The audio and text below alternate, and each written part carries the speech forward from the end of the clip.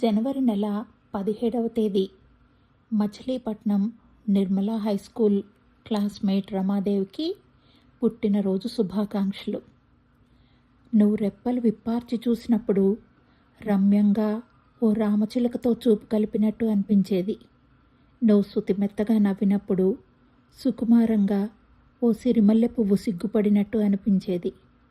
నువ్వు రంగు బట్టల్లో మెరిసినప్పుడు దేవతెవరో దివి నుండి భూమికి దిగి వచ్చినట్టు అనిపించేది. నువ్వు ముద్దుగా మాట కలిపినప్పుడు గాలి వింజామరగా మారి హాయిగా సేద తీర్చినట్టు అనిపించేది. 40 ఏళ్ల క్రితం నాటి అదే సున్నితత్వం, ముగ్ధ మనోహరిలా అదే మందహాసం, మచ్చుకైనా మారని మంచితనం, సాటి లేదనిపించే స్నేహగుణం.